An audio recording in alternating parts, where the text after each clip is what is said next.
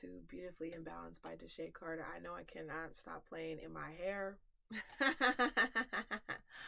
um, this video will be on grieving. This will be a part of the grieving series. My goodness, I've already created a video,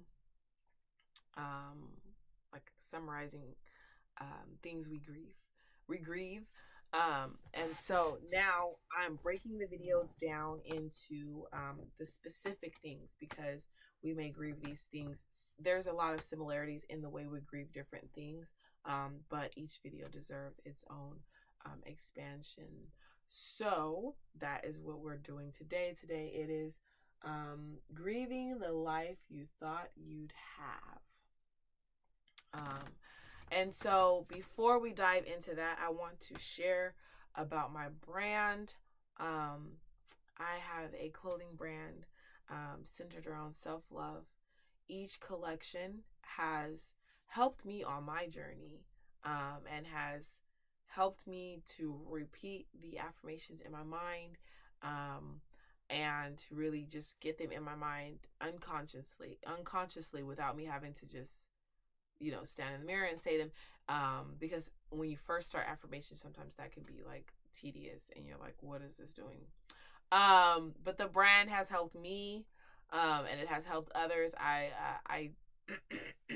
my goodness, when I have these conversations with other people who have purchased my brand. And so check it out. There is a phrase there for everyone, and there's a phrase that can be applied to different situations.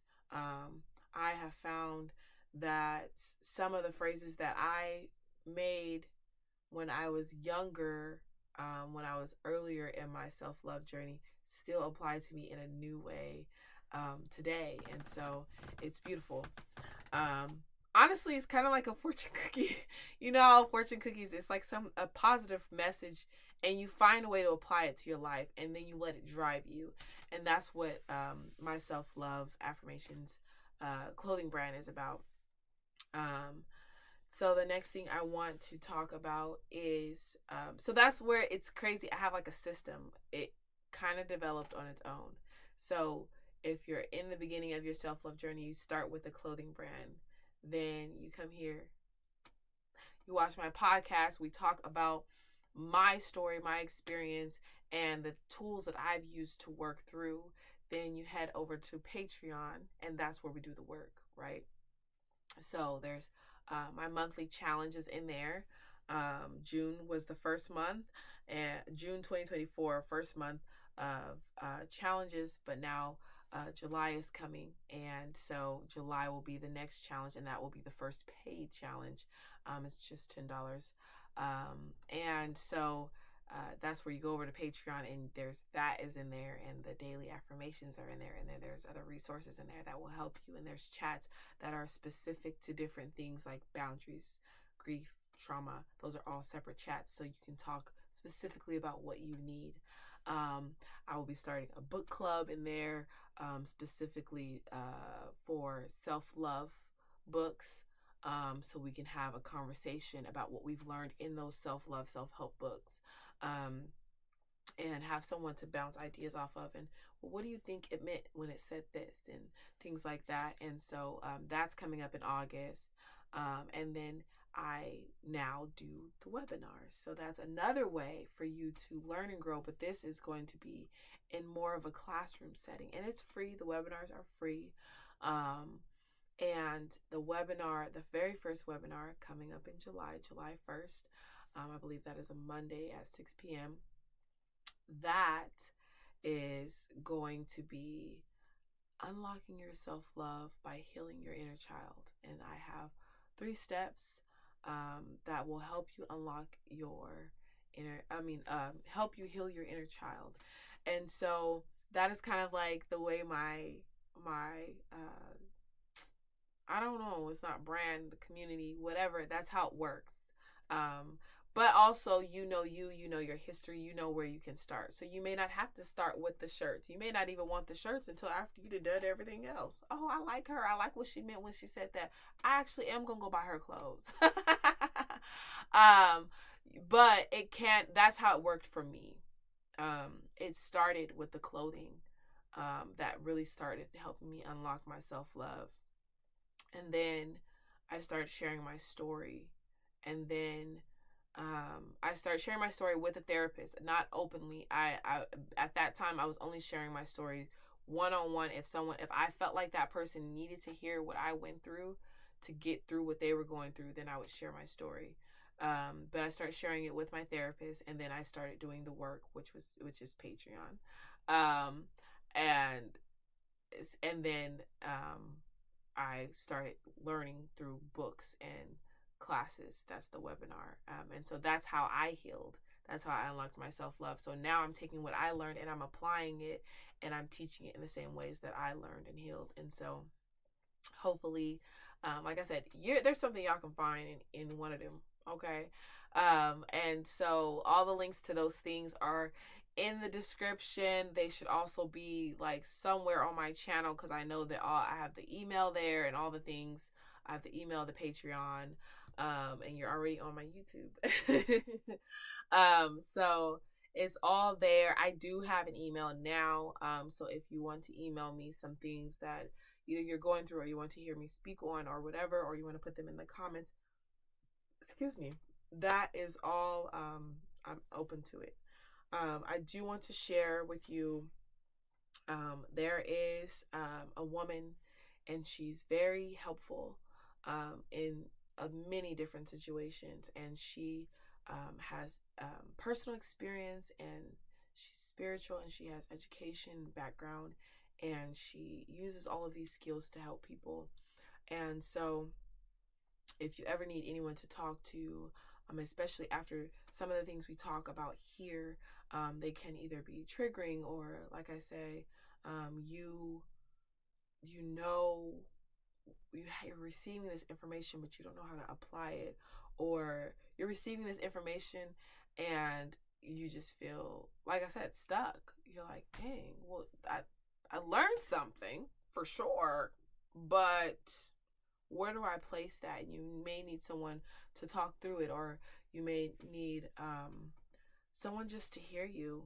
And like I said, she is amazing. She's helped me countless times. And sometimes before, when I would call her, she would already knew what was going on before I could even tell her. So she's just amazing. Her name is Char. She's known on social media as Says What She Wants. So go ahead and if you need her services, go ahead and reach out to her. Her number will be on the screen, but it'll also be in the description. Everything is in there. So let's talk about the things we grieve. Before we dive in, make sure that you like, subscribe, and hit that little bell so you can be notified every time I post a video. So the things we grieve. We are grieving the topic is grieving the life you thought you'd have. That's a hard one, right? Because we go into relationships and we paint this picture. We have this expectation. Sometimes we have it since we were a child. And so I was going to put this on the flow. So we go into, so let's say I'm going to share my experience. You get married and you're hoping to build together and build a career and build a family and grow together, and that does not happen.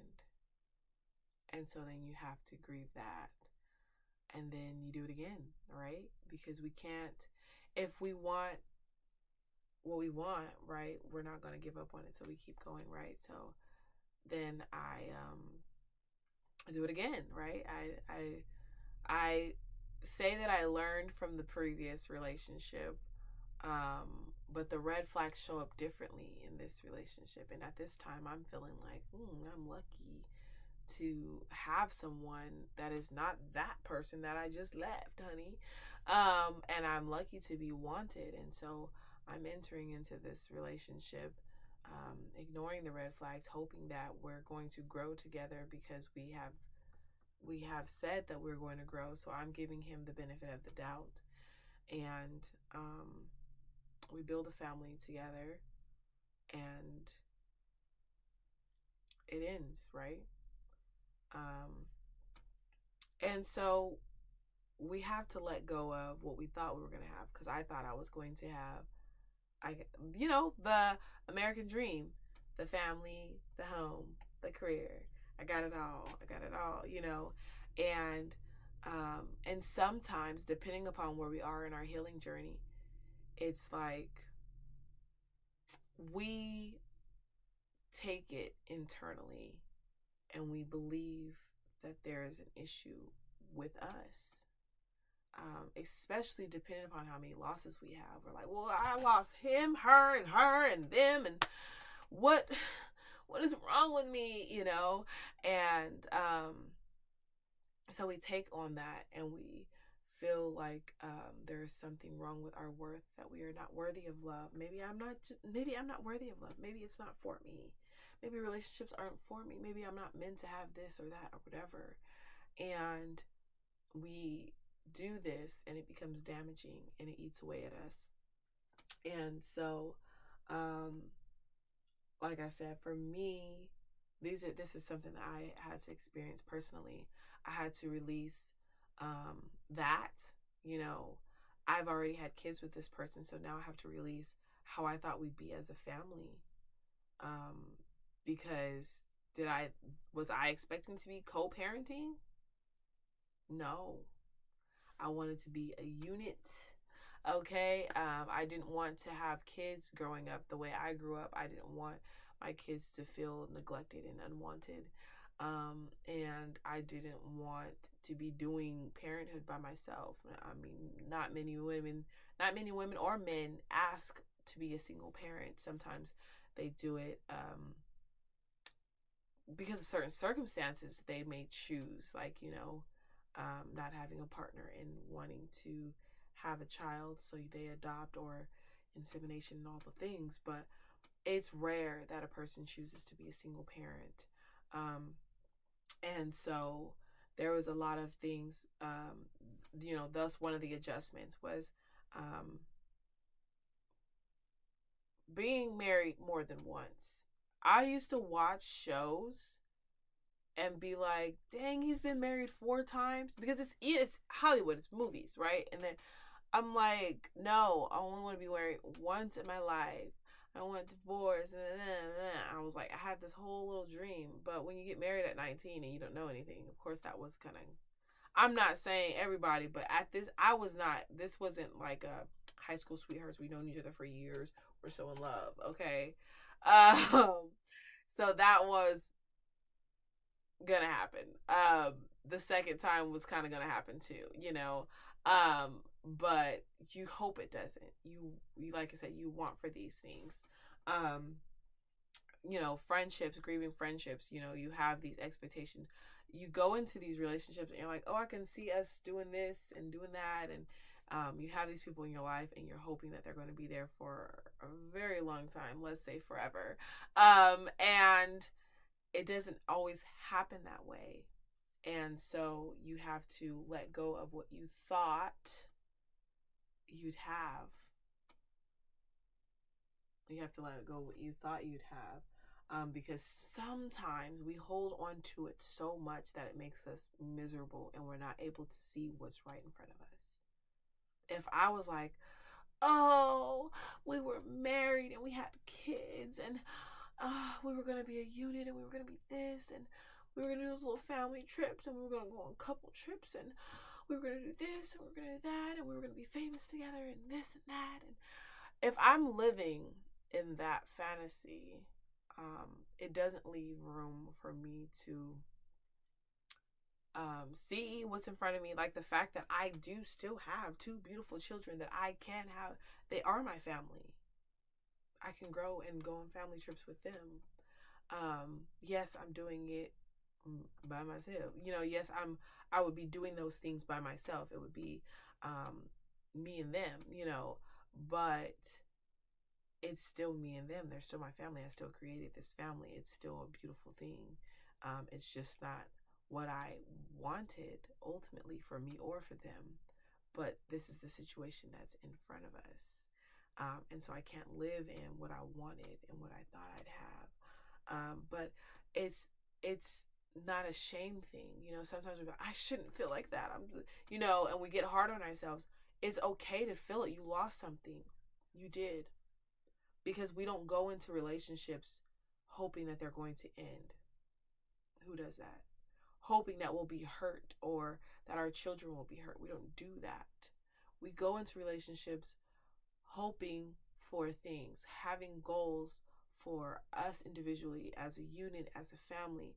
We go into relationships with expectations. We do, I want to grow with this person. I want to build with this person. I want to teach my children. I want to be a role model for my children. I want them to see the love that we have. And so those are things that we have to release when those relationships end, and we have to adapt and adjust. But it's okay to be sad about them. Your feelings are valid, no matter if they make sense or not. They're valid. It's okay to hurt and miss those things and miss what you didn't have and miss what you wanted. Because a lot of us have had these visions since we were kids. It's okay. And even if you didn't have the vision since you were a kid, it's okay because it was something that you wanted. Your feelings are valid.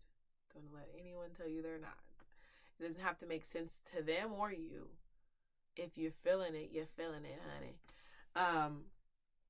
So that is the important things to keep in mind. I have like a list. I think that was it, motherhood, things. There's like different things that we want that we're grieving. We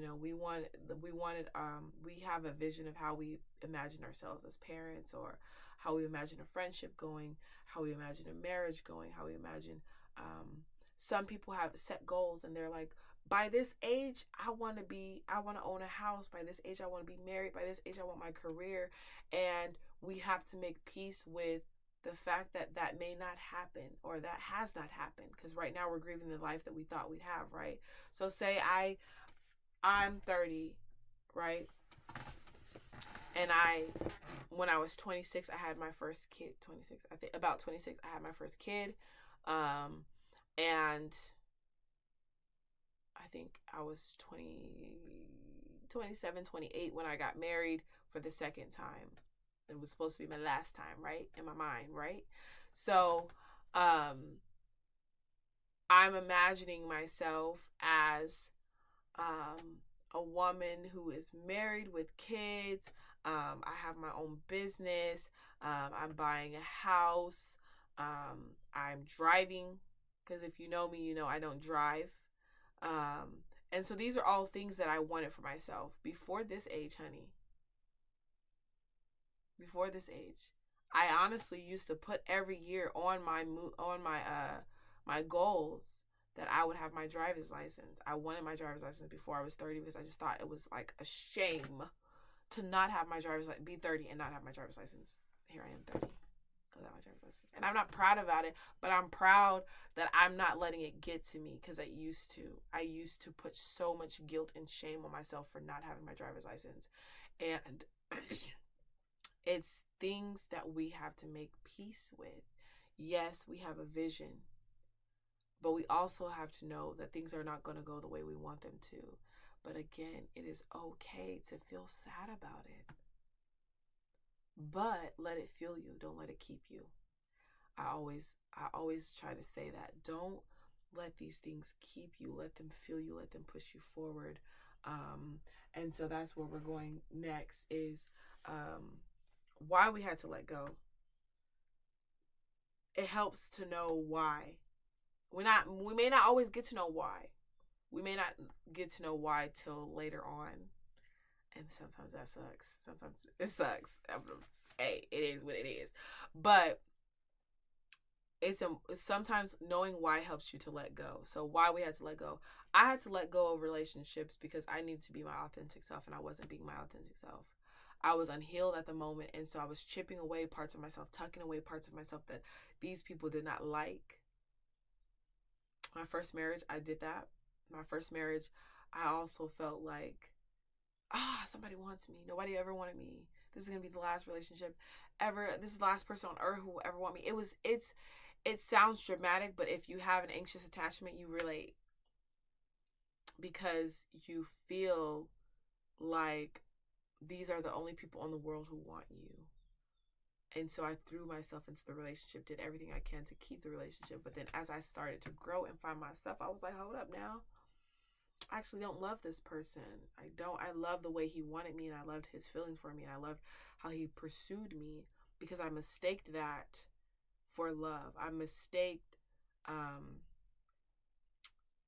desire for love. I mistaked being wanted for love.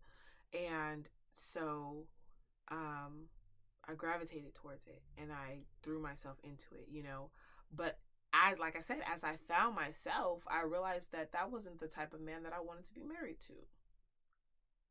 I found a piece of myself. I picked up pieces of myself. In the second marriage, I did the same thing. I shrunk. I put his needs above my own, and before you know it, I was gone. I vanished. Who I was at my core was gone. Same thing with friendships. I chipped away pieces of myself. I paid for love by giving up pieces of myself. And I did it in every relationship. Because I needed to be loved. I needed to feel wanted and needed. And I needed to, that was my purpose in my mind, was to please others and to do what I needed to do to be loved. But I needed to let go that friendship, those marriages, that needed to go. It needed to, so that I can love myself, so that I can be my truest, authentic self, without allowing these people in my ear. The other reasons why we have to let go is maybe we outgrow situations. We outgrow dreams, we outgrow people, and so they're not meant to carry on with us. So we have to let go of that life we thought we'd have with them, that dream that we thought we'd have. Sometimes it's not even let go of the whole dream, it's letting go of a portion of it. Like for me, I wanted to be a designer, right? Growing up, but I wanted to be I wanted to like be sewing and piecing together stuff, but right now I create designs. I make, the shirts, or I create designs, and I have a print on demand company that I work with. And I'm still designing, but I'm not actually sewing together sweaters, pants, skirts, things like that, which was what I thought, right? So I had to let go of the fact that I'm not constructing these garments, but I'm still designing, and sometimes when you're stubborn like me, you cling to that stuff. For me, I wanted to be a Victoria's Secret model. That's what I wanted. I wanted to do high fashion. I wanted to walk on in the high fashion shows. And I'm not giving up on that, but I do have to be okay with the fact that there's a good chance that might not happen, but I am still a model. I am. So I have to let go of what I thought I was going to have, because with my height, before it was my shape, now it's my height. Before it was my shape and my height, now it's just the height. And I haven't given up on that, but I also have to make peace with the fact that there's a good chance it's not going to happen, because of my height. And that's okay, because I'm still modeling. I'm still doing it. So sometimes it's a portion. We have to let go of a part of the dream, not the whole dream. And so it's really knowing you'll know, and sometimes we have to let go because of circumstances. In certain circumstances, certain things were not meant to happen in that way, and maybe it'll happen later on, and maybe it won't. Maybe these things are not meant to happen with these people, but they're meant to happen with another person later on in the future. And so again, you're accepting the fact that life isn't going the way you thought it would. And it's something that you have to grieve so that you can let go and move on. And like I said, I find that when I learn the lesson, it makes it easier for me to go. But sometimes we don't learn the lesson until later on, till we're happy. We don't learn it, and we're like, that's why that had to happen. That's why things didn't go my way. That's why. Okay. So how to let go. Be present. Be present. Maybe make a list of the things that are going good for you right now, the things that are making you happy right now. Being present is hard for me.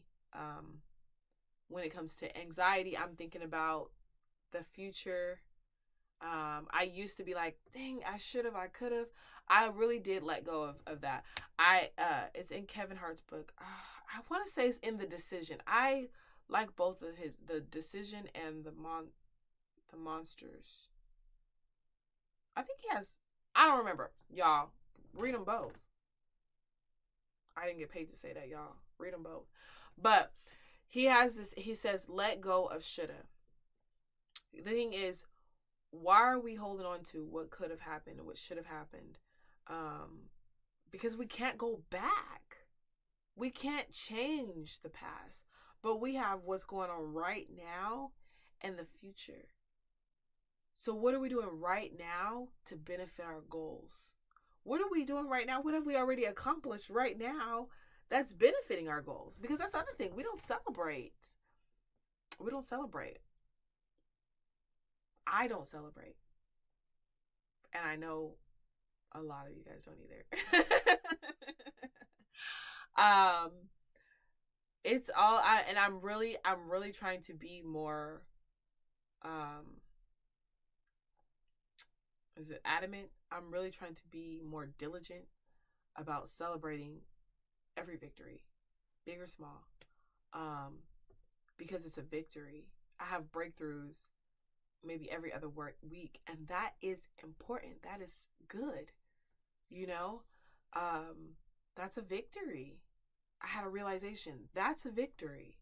Because without these realizations, without this growth, you'll be stagnant, or you'll be stuck, or you'll feel like, what am I doing? I just want to feel good. I just want to heal, So, celebrating, being present, acknowledging what you're doing now, who you are now, and that really connecting with right now is very helpful, because it's like, yeah, I missed out on that, but man, I'm happy now. I was miserable in that relationship.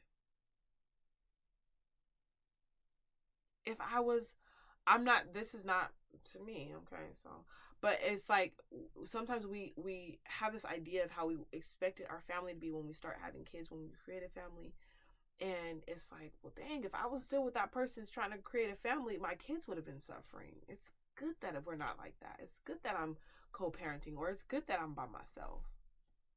And we have to really look in the mirror and be honest with ourselves and be truthful and really think about that stuff. Be present and think about it. Learn from the lesson. There's a lesson in all of this. It's a lesson. So, grieving, it takes that. It takes feeling this stuff, feeling it, and taking responsibility and acknowledging what is here and what do we have to accept. I'm accepting the fact that I made the mistake of getting into those. I knew it was going to come. I just thought I was going to be quicker than it. I made the mistake into getting in. I don't want to say mistake. I guess they were mistakes, but they need to happen. I don't regret anything. But I needed to enter into those relationships so that I can get to where I am today. Because I don't know if those relationships would have went successfully. I don't know if I ever would have regained who I am. Because like I said, I was giving up pieces of myself to receive love and attention. And I honestly it wasn't real love. Because one, I wasn't my authentic self. Two, if it was a safe space, then I would still be there, honey. So it needed to happen. You know what I mean? And so I'm grateful for it. I'm grateful that I went through that pain and suffering so that I can get to where I am today, so that I can be speaking to you and sharing my truth, so that hopefully you can learn and grow from it. Or if you can't, you can share it with someone else who can. So it needed to happen. And so being present right now, I'm glad that I didn't have the family that I thought I'd have with those people, because I can still have a family with someone else. I'm not saying creating no more babies. I'm just saying I can still build a family. I can still build a nurturing, safe environment with someone else. I can still have the dream. It just may not look exactly the way I thought it was, and that is okay. And honestly, that's probably better for who I am today, because who I was when I had that dream, honey, that's not who I am right now. And so it's important to think about those things. Who you are when you were with those people, who you are when you had those dreams, the career you thought you'd have. You may not even be that person anymore. Now, I am still a therapist. I don't even know if I mentioned this, but my goal, I would have been a therapist by now if I would have continued school. The life stresses that slowed me down when it came to school, I would be a therapist by now. And I'm okay with the fact that I'm not, because I needed to heal. I thought I was healed when I was studying to be a therapist. I thought that I had overcame my childhood trauma, but I didn't.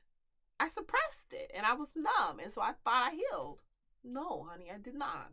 So it worked out better, cuz now I'm in therapy and I'm healing and I'm growing and I'm working on myself and I'm experiencing things and I'm able to help people deeply because I've helped myself. And now I'm coupling that with the education. So my experience and my education are now married and helping other people and helping myself. So be present and acknowledge what you're doing now and who you are now, and how it's better that those things didn't work out when you wanted them to, and that your life didn't turn out the way you expected it to.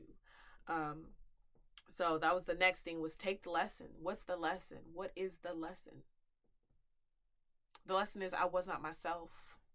I wasn't true to who I was in those situations, and I don't need to be in a situation where I'm not true to who I am, and I don't need to build a family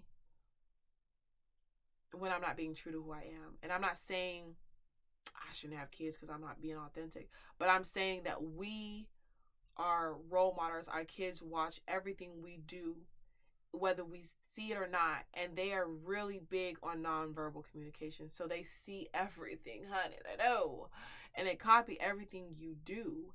And so if I am presenting myself as half of myself, not even a half, honey, that's what I'm teaching my kids. But now that I have gotten out of those relationships and I am being myself, I'm teaching them now to be authentically them, instead of settling for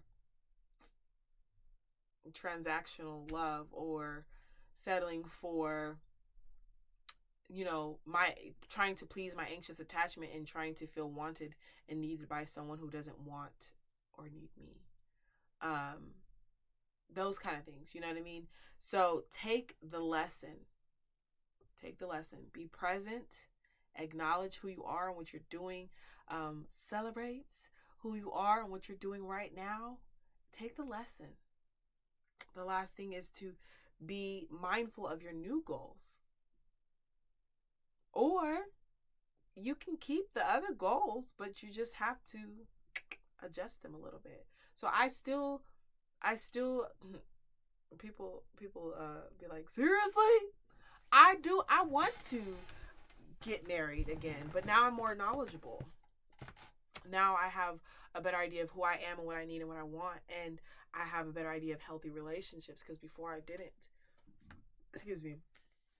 So I'm able to take that lesson and apply it to my future goals. I know what I want for me. I know what I want for my kids. Now, is it going to happen? I also have to keep that in mind. It might not happen the way I want it to, but it's going to happen the way it needs to. So be mindful of my new goals. I am still pursuing modeling. I'm still pursuing designing. I'm still pursuing a career as a therapist. It's just later in life. and that's okay. Because I'm pursuing it. It's in reach, and I let go of what I wanted and what I thought was going to happen, and I'm looking at what's in front of me right now. What opportunities do I have right now, and how can I still accomplish what I want to accomplish, and just view it a little bit differently. So it helps because you still have something you're working for. You have the things that are in front of you, and you have the things that you're working for, but you're letting go of the fact that it's not going to be with that person, or it's not going to be at that age, because that age is now and you have not accomplished it, and it's okay. Y'all, we be on other people's time, and we be rushing ourselves and pressuring ourselves. And the thing is, when we set these goals for ourselves, it's not just where we need to be in our lives, it's where we need to be mentally, emotionally, physically. I wanted to be a therapist by this age. What was it? So I would have been a therapist, I think, by the time I had my first kid. I think that's when I think my schooling would have been done by that age.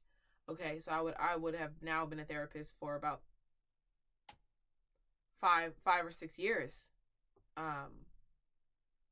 But again, I didn't even deal with my own shit. I thought I did, but I didn't. So, mentally, I was not there. Mentally, emotionally, I wasn't there because I hadn't connected. How can I expect you to connect with your feelings and I ain't connected with mine, honey? How can I expect you to heal from your trauma and I didn't connect with mine? And I was more so focused on the relationship because I wanted to be a marriage and family therapist. I still do. But I was more so connected, more so focused on the relationship aspect. So I was like, yeah, I'm going to get married at a young age because who's going to respect a marriage and family therapist who's not married? That was just like some naive thing that I had floating in my mind. And so I had all these thoughts and theories and I just ran with them, but I was not healing myself. And so mentally, my mental health and my emotional health was not ready to be a therapist. I needed all this stuff to happen to dig up the trauma, to trigger me into healing so that now I can actually be an effective therapist. You see? So it didn't need to happen then. It didn't. The relationships that I was in, as you can see, I'm not in them. But it's not all on them either.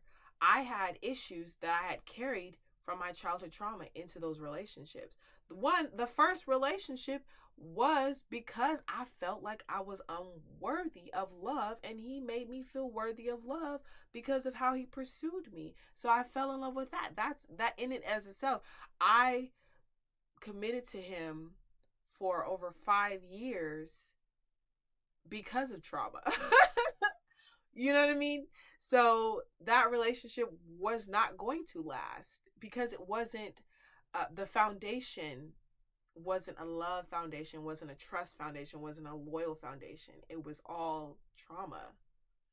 And so it didn't need to go further than what it went. And so it's important to make those connections as to why you had to let go of those, why you had to let go of that lifestyle that you dreamed of with that person or in that time or of that age. I think age is a big thing for people. Relationships and age. People are like, dang, by this age I was expecting to be further along. And like I said, if you really be honest with yourself, it takes being honest with yourself. If you're honest with yourself, you will know why it didn't need to happen the way you wanted it to. Because like I said, at that age, I would have the educational background, but I wouldn't have the experience. I would not have been healed myself. And honestly, halfway through my practice, as I'm healing other people, I would have probably had a breakdown because I would have had to finally come face to face with my own stuff. Whereas now, I've taken that time, last 4 years of my life, to work on myself and to heal and to grow, to now know how I can help others heal and grow. So at that age, I probably wouldn't have been the therapist that I want to be today. And now I will receive my bachelor's degree in 2027. Here we are in 2024. And I've already been gaining the experience, the personal experience, and I'm learning stuff each class, each week to apply. And so I'm going to be that much of a better therapist when I'm 40 than I would have been when I was 26. Even though at, I think 26, even though at 26, by now I would have had, what, 4 years, 4 or 5 years, 6 years, whatever, y'all do the math. I would have had all this professional experience. But like I said, I don't feel like I would have been effective because I hadn't dealt with my own stuff. So you have to be honest with yourself. A big part of healing, a big part of grieving, a big part of all of this stuff is being honest with yourself. And sometimes when we're in their state, we want to point the finger or we want to play the victim. But we have to take responsibility. We have to take responsibility. I entered into those relationships knowing they were wrong. The first one, I didn't know it was wrong. I did think it was a little crazy that I thought he was the only one in the world that was going to love me, but I didn't want to play that out in my mind. So I just leaped. The second one, I seen the red flags. I did. I ignored them. Ended up having 2 kids with him, and I don't, like I said, I don't regret it. I don't regret it. He's a cool human being, and my babies are awesome. And it is what it is. So it's not about, regret and shame and guilt. It's about accepting it for what it is and finding the best way to move forward. And acknowledging what you have now, because you may not have it the way you envisioned it, but look at how good it is now. And if it's not good, you have the opportunity to make it what you wanted to make it. You are in charge. You are the author of your destiny. You got this. You got this. So, the last thing I have written down is remember that everything happens for a reason. And the thing that sucks is you may not always know what the reason is until you keep moving. So keep moving. Acknowledge what you have right now and keep moving. And later on, as you grow and as you start to achieve some stuff, or as you start really feeling good about yourself and who you are, you're like, that didn't need to happen. Okay, it didn't have to happen the way I envisioned it, because that did not need to happen, especially with that person, especially at that age. So it's, like I said, it takes being honest with yourself. It does. So remember that you are worthy always. You are worthy of love. You are worthy of healing. You are worthy of acceptance. You are worthy of honesty with yourself and with others, to yourself and to others. You are worthy. Okay? So I will catch you next time on Beautifully Imbalanced.